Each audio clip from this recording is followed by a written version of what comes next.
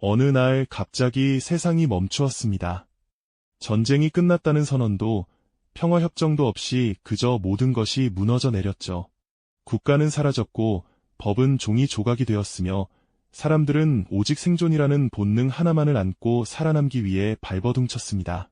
그 혼돈의 시대, 사람들의 입에 오르내린 전설 같은 이야기가 하나 있었습니다. 십승지. 전쟁도, 기근도, 질병도 피할 수 있는 마지막 안식처라는 그곳으로 희망을 잃지 않은 자들이 하나둘 모여들기 시작했습니다.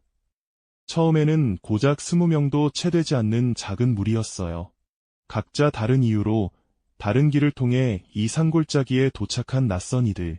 전직 교사, 농부, 군인, 간호사, 기술자. 서로를 믿지 못하는 눈빛이 교차했지만 모두가 공유하는 한 가지가 있었죠. 더 이상 잃을 것이 없다는 것, 그리고 살고 싶다는 간절함. 그들은 이 작은 계곡에 첫 주춧돌을 놓았습니다. 막막한 땅을 일구고 산에서 흘러내리는 맑은 물을 길어 모았으며 무너진 창고에서 발견한 오래된 종자로 첫 농사를 시도했어요. 그 과정은 고통과 실패의 연속이었습니다. 누군가는 부상으로 쓰러졌고 누군가는 절망에 빠져 떠나려 했죠. 하지만 기적처럼 그해 가을 땅에서 자라난 보리 이삭은 이 작은 공동체에 이름 붙일 수 없는 힘을 불어넣었습니다. 우리는 살 수 있다. 함께라면. 그렇게 십승지 공동체가 태어났습니다. 엄격한 규칙 대신 서로의 필요를 채워주는 호의 정신, 중앙의 지도자 대신 중요한 결정은 모두가 모여 토론하는 총회. 처음에는 이상주의의 실험이라고 조롱받을 만한 시스템이었죠. 하지만 기근과 공포를 겪은 사람들에게 함께 논의한다는 행위 자체가 자신이 인간으로서 존중받고 있다는 증표였습니다. 그들은 농경지를 확장하고 작은 수력 발전기를 만들었으며 아이들을 가르칠 학교터를 닦았어요. 밤이면 모닥불 주위에 모여 각자의 과거 이야기를 나누기도 했습니다. 그 이야기들 속에는 전쟁의 상처, 잃어버린 가족에 대한 그리움, 그리고 이 작은 천국에 대한 감사가 섞여 있었죠. 그 순간만큼은 그들이 진정한 공동체처럼 느껴졌습니다. 하지만 평화는 오래가지 않았어요. 십승지가 풍요로워진다는 소문은 바람을 타고 멀리 퍼져나갔습니다. 첫 번째 위협은 도적이었습니다. 체계적인 조직이라기보다는 살기 위해 약탈을 일삼는 유랑민 집단이었죠. 그들은 어느 가을 저녁 허술한 목책을 넘어 식량 창고를 노리고 들이닥쳤습니다. 공동체는 큰 충격에 빠졌지만 예상치 못한 인물이 위기를 막아섰어요. 과묵한 전직 군인 김철우였습니다. 그는 공동체의 남녀를 급히 모아 단순한 방어선을 구성하고 불을 지르고 소리를 내어 위협하는 심리전으로 도적들을 물리쳤습니다. 그날의 승리는 기쁨보다는 경각심을 안겼죠. 우리는 스스로를 지킬 힘이 필요하다. 아름다운 이상만으로는 적을 막을 수 없다는 냉정한 현실을 모두가 깨달은 순간이었습니다. 이를 계기로 공동체는 변하기 시작했습니다. 자경대가 조직되었고 초소가 설치되었으며 무기 제작에 대한 논의가 본격화되었죠. 이 변화를 가장 열심히 주도한 이는 바로 그 김철우였습니다. 그는 외부의 위협은 점점 조직화되고 강력해질 것이라며 보다 강력한 중앙 집권적 방어 체계의 필요성을 역설했습니다. 하지만 이 주장은 공동체 내 깊은 균열의 시작이었어요. 초기부터 함께한 교사 출신의 이소영은 목소리를 높였습니다. 우리가 싸우는 이유가 뭡니까? 또 다른 군대를 만들기 위해서요. 우리는 서로를 의지하며 사는 공동체를 만들려 했습니다. 무장을 강화하면 강화할수록 우리는 점점 우리가 피하려 했던 옛 세상과 다를 바 없어집니다. 이 논쟁은 수면 아래에서 오랫동안 잠재해 있던 갈등이었죠. 생존을 위한 실용주의와 이상을 지키려는 원칙주의의 충돌. 그 갈등이 가장 첨예하게 드러난 건 두 번째, 훨씬 더 체계적인 위협이 닥쳤을 때였습니다. 스스로를 구국군이라 칭하는 한 군벌의 척후병이 계곡 입구에서 발견된 겁니다. 그들은 조직된 군대였고 중화기와 통신장비를 갖추고 있다는 증거가 포로의 진술을 통해 확인되었어요. 공동체 총회는 극한의 긴장 속에 열렸습니다. 김철우는 단호했습니다. 협상은 시간을 끌 뿐입니다. 그들은 우리의 모든 것을 빼앗을 것입니다. 선제 타격으로 그들의 전초기지를 무력화해야 합니다. 이를 위해선 총회가 아닌 신속하게 결정을 내리고 실행할 수 있는 지휘부가 필요합니다. 그의 눈빛에는 공동체를 지키겠다는 확고함과 함께 권력을 장악하려는 불길한 열정이 스쳤습니다. 이에 맞서 이소영과 그를 지지하는 사람들은 필사적으로 반대했습니다. 선제 공격. 그건 전쟁을 선포하는 것과 같아요. 우리는 농부고, 기술자고, 선생입니다. 병사가 아닙니다. 우리의 힘은 이 땅의 풍요와 서로에 대한 신뢰에 있습니다. 우리는 방어에 집중하고 가능하다면 대화의 창구를 열어야 합니다. 그들 중 상당수도 우리와 같은 생존자일지 모릅니다. 회의는 난장판이 되었고 표결은 근소한 차이로 김철우의 강경 대응안이 통과되었습니다. 그날 밤 공동체는 결정적인 분기점을 지나쳤습니다. 자경대는 방위군으로 개편되었고 김철우는 사실상의 최고 지도자로 군림하게 되었죠. 이상주의의 빛은 빠르게 사라져가고 있었습니다. 김철우의 지휘 아래 실행된 선제 공격은 전술적인 성공을 거두었습니다. 구국군의 전초기지는 기습의 당황에 혼란에 빠졌고 공동체 측은 소수의 부상자만 내고 물러날 수 있었죠. 이 승리는 김철우의 입지를 공고히 했고 그의 주장이 옳았다는 믿음을 많은 이에게 심어주었습니다. 하지만 그 성공에는 감추어진 비용이 따랐어요. 공격에 참여한 한 젊은이가 자신이 쏜 총에 맞아 쓰러진 적에 얼굴이 자신과 별다를 바 없는 젊은이였다는 사실에 정신적으로 붕괴되었습니다. 또 공격 과정에서 불이 난 건물에 갇힌 민간인을 구하지 못했다는 소문이 돌았죠. 공동체 내부에는 승리의 환호 아래 침묵하는 죄책감과 의문이 스멀스멀 퍼져갔습니다. 그리고 진짜 재앙은 그 다음에 찾아왔습니다. 분노한 구국군은 예상보다 훨씬 큰 보복 병력을 이끌고 십승지로 진군해왔습니다. 이번에는 척후병이 아닌 본대였죠. 김철우의 방위군은 필사적으로 저항했지만 수와 장비, 훈련 모든 면에서 열세였습니다. 방어선은 하나둘 무너져 내렸고 계곡 입구가 뚫리는 것은 시간 문제처럼 보였습니다. 바로 그 절체절명의 순간 공동체는 두 개로 갈라진 것 같은 시면을 경험했습니다. 김철우는 최후의 저지선을 형성하기 위해 모든 남성과 건강한 여성을 동원할 것을 명령했고 후방의 노인과 아이들은 스스로를 지키라고 방치했습니다. 그의 눈에는 공동체 전체를 구한다는 이름 아래 냉혹한 선택의 논리만이 빛나고 있었죠. 그때 이소영이 나섰습니다. 그녀는 방위군의 명령을 거부하고 노인들과 여성들, 그리고 김철우의 명령에 반발한 사람들을 이끌고 다른 계획을 실행에 옮겼습니다. 그들은 십승지의 가장 큰 자산, 즉 그들이 오랜 시간 갖고 온 농지와 저수지를 이용한 것이었죠. 그들은 몰래 수로를 변경하고 방어선 후방의 댐을 조작했습니다. 구국군의 주력이 계곡 깊숙이 진입한 그때 이소영의 무리는 신호를 보냈습니다. 갑자기 물길이 바뀌고 저수지에 물이 쏟아져 내렸습니다. 그것은 치명적인 홍수가 아닌 계곡을 진창으로 만들어 병력과 차량의 이동을 완전히 마비시키는 전략적 침수 작전이었습니다. 진흙탕에 빠진 구국군은 진퇴양난에 빠졌고 조직적인 공격은 불가능해졌죠. 이 소동을 틈타 이소영은 백기를 들고 단독으로 구국군의 지휘관을 찾아갔습니다. 그녀의 손에는 총이 아닌 십승지에서 자란 곡식 한 단과 깨끗한 물이 담긴 병이 들려 있었죠. 그녀는 확성기를 통해 외쳤습니다. 우리는 당신들과 싸우고 싶지 않습니다. 우리는 그저 살고 싶을 뿐입니다. 이 음식과 물은 우리의 평화의 의지입니다. 당신들도 배고픔과 추위에 시달리는 병사들일 것입니다. 더 이상 서로를 죽이는 대신 함께 먹을 것을 나눌 수 없습니까? 그 순간 공동체의 방위군과 구국군 병사들 사이에 이상한 정적이 흘렀습니다. 적의 얼굴이 결국 자신과 다르지 않다는 사실, 그들도 지친 생존자일 뿐이라는 사실이 전장의 긴장을 스르르 녹이기 시작한 거였어요. 구국군의 지휘관은 장시간 고민한 끝에 퇴각을 명령했습니다. 그들 역시 이 무의미한 소모전을 원치 않았던 겁니다. 전쟁은 끝났지만 십승지의 내전은 막이 올랐습니다. 김철우는 분노했습니다. 자신의 권위와 작전을 정면으로 거스르고 게다가 성공해버린 이소영의 행동을 용납할 수 없었죠. 그는 그녀를 반역자로 규정하고 체포하려 했습니다. 그러나 공동체의 여론은 이미 크게 기울어져 있었어요. 많은 사람들이 이소영의 용기와 지혜, 그리고 가장 소중한 가치를 지키려는 고집에 공감하고 있었습니다. 총회는 다시 소집되었고 가장 격렬한 논의 끝에 공동체는 중대한 결정을 내렸습니다.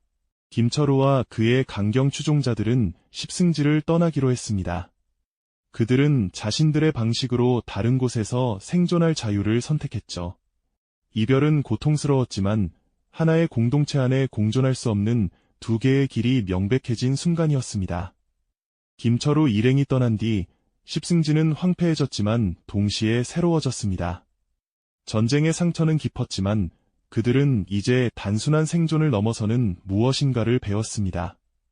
절대적인 안전을 추구하는 권위는 결국 공동체를 옥죄고 분열시킨다는 것, 그리고 진정한 힘은 무기가 아닌 공유된 가치와 서로에 대한 연대에서 나온다는 것. 그들은 방위 체계를 유지하되 민주적인 통제하에 두기로 했습니다. 외부와의 관계도 완전한 폐쇄가 아닌 신중한 교류의 가능성을 탐색하기 시작했죠. 구국군과의 충돌 이후 일부 난민들이 십승지의 이야기를 듣고 찾아오기도 했고 그들을 어떻게 받아들일지에 대한 새로운 도전이 시작되었습니다. 십승지는 더 이상 전설 속의 완벽한 유토피아가 아니었습니다. 벽에는 총탄 자국이 남아 있었고 사람들의 얼굴에는 여전히 슬픔의 그림자가 가득했죠. 하지만 그들은 무너졌다가 다시 일어섰고 분열되었다가 더 단단한 합의를 이루어냈습니다. 그들이 건설한 것은 단순한 생존자 캠프도 군사 요새도 아닙니다.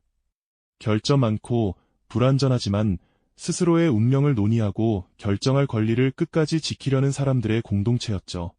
미래는 여전히 불확실합니다. 더 강력한 적이 찾아올지도 모르고 내부의 새로운 갈등이 터질지도 모릅니다. 그러나 십승지의 사람들은 이제 알게 되었습니다. 최후의 나라를 만드는 것은 지리적 조건이나 무기가 아니라 상처 입은 채로도 서로를 믿고 함께 앞으로 나아가려는 사람들의 의지라는 사실을. 그들의 이야기는 끝나지 않았습니다. 그것은 고통스러운 성장의 기록이자 어둠 속에서도 꺼지지 않으려는 작은 불빛에 대한 증언입니다.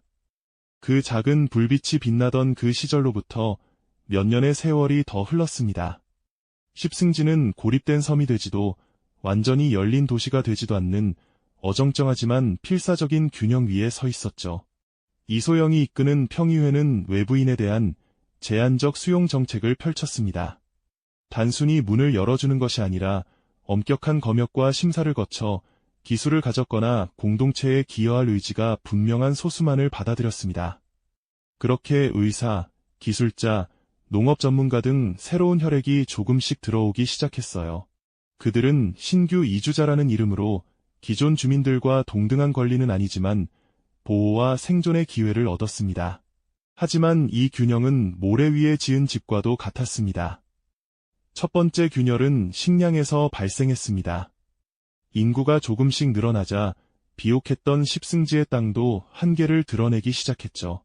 기후 변동까지 더해져 몇 해는 흉작이 계속되었습니다. 저장고의 비축량이 위험 수준까지 떨어지자 불안은 공기를 타고 퍼졌습니다. 우리가 먼저 왔는데 왜 새로운 사람들과 배고픔을 나눠야 하죠? 라는 속삭임이 기존 주민들 사이에서 흘러나오기 시작한 거였어요. 특히 김철우 일행과 함께 싸웠던 옛 방위군 출신들 사이에서 그 불만은 컸습니다. 그런 와중에 예상치 못한 사건이 발생했습니다. 십승지 외곽을 순찰하던 방위대가 한 무리의 피난민을 발견했습니다. 대략 20명 정도 되는 이들은 심하게 앓고 있는 사람들, 부상자, 그리고 지쳐 쓰러질 지경의 아이들로 이루어져 있었죠. 그들은 북쪽에서 온 사람들이었습니다. 그곳에는 철혈동맹이라는 새로운 군벌 세력이 등장해 마을을 점령하고 청년들을 강제로 병사로 끌어가고 있다고 했어요. 그들은 목숨을 걸고 탈출한 생존자들이었습니다. 규정상 이렇게 많은 수의 무력한 집단, 게다가 전염병 가능성까지 있는 집단을 단번에 받아들이는 것은 금지되어 있었습니다. 방위대는 즉시 평의회에 보고했고 공동체는 다시금 갈림길에 섰습니다. 이소영은 그들을 받아들여야 한다고 주장했습니다. 인간으로서의 기본적인 동정심, 그리고 장기적으로 보면 이들이 가져올 수 있는 인구 증가와 노동력이 필요하다는 논리였죠. 그러나 평의회 내 강경파의 목소리는 달랐습니다. 규칙을 깨면 무너집니다. 한 번 예외를 만들면 다음엔 더 큰 예외를 요구할 것이고 우리의 자원은 그들을 치료하고 먹이기에도 턱없이 부족합니다. 차라리 약간의 식량을 주고 다른 곳으로 가도록 하는 것이 우리 공동체를 지키는 길입니다. 논의는 난항을 겪었고 공동체 전체로 번진 뜨거운 논쟁은 다시금 과거의 상처를 건드렸습니다. 김철우의 선택과 이소영의 선택, 그 갈등의 그림자가 다시 드리운 것이었죠. 그때 방위대의 한 젊은 대원, 신규 이주자 가정 출신의 윤석이 나섰습니다. 그는 평의회 앞에서 조용하지만 단호하게 말했어요. 저희 가족이 들어올 때도 규칙은 있었습니다. 하지만 그 규칙 뒤에 있는 건 서로를 살린다는 원칙 아니었습니까? 지금 문 앞에 선 사람들을 내쫓는 것은 과거에 누군가 저희 가족을 내쫓는 것과 다르지 않습니다. 규칙이 우리를 지키기 위한 것이라면 그 규칙이 오히려 우리를 냉혈한으로 만든다면 그 규칙을 다시 생각해봐야 하지 않을까요? 그의 말은 많은 이들의 마음을 울렸습니다. 특히 스스로를 신규 이주자라고 생각하는 사람들에게 깊은 공감을 불러일으켰죠. 결국 평의회는 타협안을 내놓았습니다. 북쪽에서 온 피난민들을 즉시 내부로 받아들이지는 않되 예곽의 임시 격리구역을 신속하게 설치하기로 한 거였습니다. 그곳에서 기본적인 치료와 식량을 제공하고 질병검사를 실시하며 동시에 그들 스스로가 임시 거주지를 건설하는 데 참여하도록 요구했습니다. 이것은 자비의 표현이면서도 그들의 생존 의지와 공동체에 기여할 능력을 시험하는 관문이기도 했죠. 결정이 내려지자 많은 자원봉사자들이 나섰습니다. 기존 주민과 신규 이주자 구분 없이 말이에요. 그들은 함께 외곽으로 나가 텐트를 치고 약초를 채취하고 음식을 나누었습니다. 그러나 바로 그때 십승지의 최전방 감시초소에서 비상 사이렌이 울려 퍼졌습니다. 철혈 동맹의 정찰 부대가 나타난 것입니다. 그들은 피난민들의 행방을 쫓아 십승지 근처까지 왔고 방어시설을 목격한 것이었죠. 그들은 대규모 군세는 아니었지만 조직화된 무장 집단이었다는 점에서 지금까지 마주친 어떤 도적이나 잔당보다 위협적이었습니다.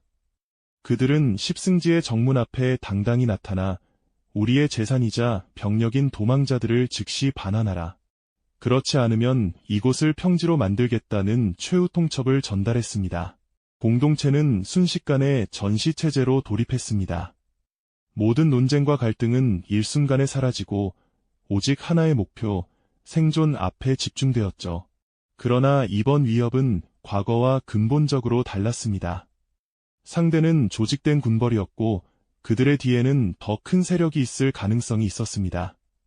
단순히 방어만으로는 이길 수 없는 지속적인 위협이 될 수 있다는 것이었어요. 이소영은 평의회 긴급회의를 소집했습니다.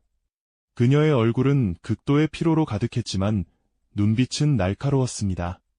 이번에는 물을 터뜨리거나 담으로 막을 수 없습니다. 그들은 돌아가서 더 큰 군대를 이끌고 올 것입니다. 우리에게는 두 가지 선택이 있습니다. 하나는 이 피난민들을 내주고 우리의 안전을 보장받는 협정을 막는 것, 다른 하나는 그들과 맞서 싸우는 것. 강경파는 여전히 피난민을 내주자는 입장이었습니다. 현실적인 생존을 위해서는 감정적인 결정을 해서는 안 된다는 거였죠. 그러나 이번에는 예상치 못한 인물이 반대 의견을 제시했습니다. 바로 방위군의 현 지휘관, 과거 김철우의 오른팔이었지만 남아서 공동체를 지켜온 박중이었습니다. 그는 무뚝뚝하게 말했어요.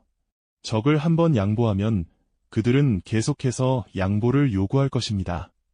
먼저 피난민을, 다음엔 식량을, 그 다음엔 우리의 노동력을 요구할 겁니다. 군벌의 속성은 끝없는 탐욕입니다. 우리가 지금 지키려는 것은 피난민이 아니라 우리 스스로가 우리 운명의 주인으로 남을 권리입니다.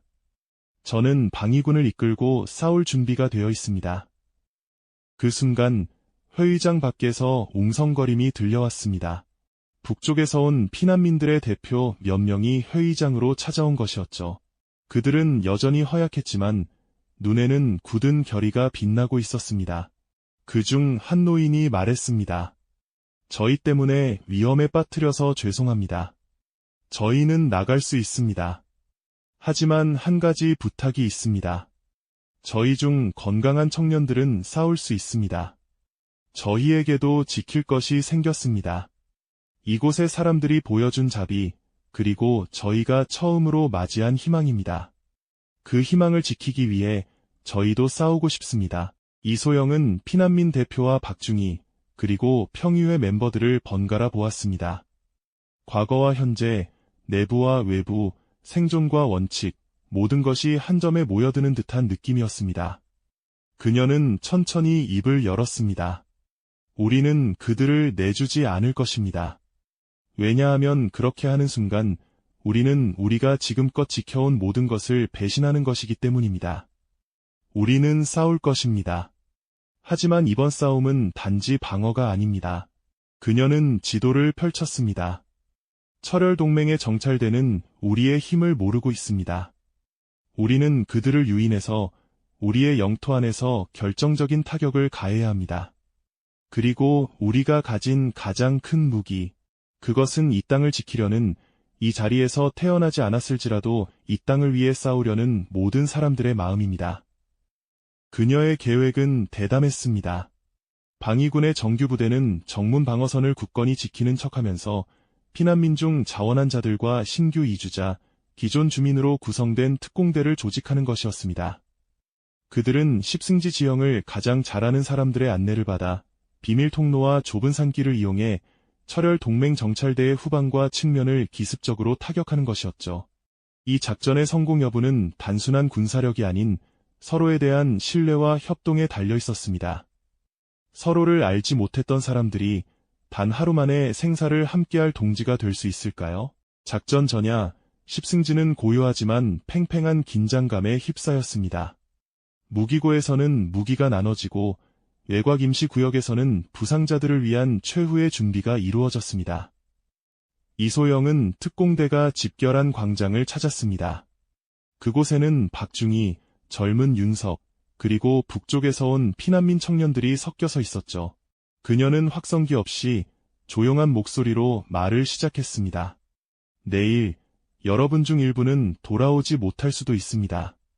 저 역시 그 사실을 알고 있습니다. 우리가 지키려는 이것은 단순한 땅이나 식량이 아닙니다. 우리가 함께 쌓아 올린 이 삶의 방식, 서로를 배신하지 않기로 한 그 약속입니다. 여러분 중 누군가는 이곳에 온 지 며칠 되지 않았습니다. 하지만 내일, 여러분은 이 땅을 위해, 옆에 선 동지를 위해 싸울 것입니다. 그건 이곳이 마지막 나라가 아니라 새로운 시작의 땅이기 때문입니다. 우리가 이기든 지든 우리가 여기서 보여줄 용기와 연대는 결코 사라지지 않을 것입니다. 그것이야말로 우리가 진정으로 지켜야 할 불빛입니다. 다음 날 아침, 안개가 계곡을 감쌌을 때 전투가 시작되었습니다. 예상대로 철혈동맹의 정찰대는 정문을 공격했고 방위군은 치열하게 저항했습니다. 그들이 전력을 집중한 바로 그때 산비탈과 협로에서 특공대가 기습을 감행했습니다. 전투는 짧았지만 격렬했고 철혈동맹은 예상치 못한 저항에 후퇴했습니다. 그들은 조직적인 군인이 아니었지만 절박함과 신뢰로 뭉친 그들의 공격은 적에게 혼란과 공포를 안겼습니다. 십승지 역시 피해를 입었지만 그들은 함께 맞서 싸웠고 함께 승리를 지켜냈습니다. 그 전투 이후 십승지의 이야기는 널리 퍼졌습니다. 그들은 완전한 고립을 택하지도 외부 세력에 굴복하지도 않았습니다. 대신 그들은 자신들의 가치를 지키며 신중하게 세상과 연결되기 시작했습니다. 십승지는 더 이상 전설 속의 비밀 장소가 아닙니다. 그것은 상처와 희생, 그리고 끝내 꺼지지 않는 연대의 불빛으로 점점이 새겨진 살아 숨쉬는 공동체의 이름이 되었습니다. 마지막 나라는 결코 지도에 표시될 수 없습니다. 그것은 사람들의 마음속에 함께 지키기로 한 약속 속에 존재하기 때문입니다.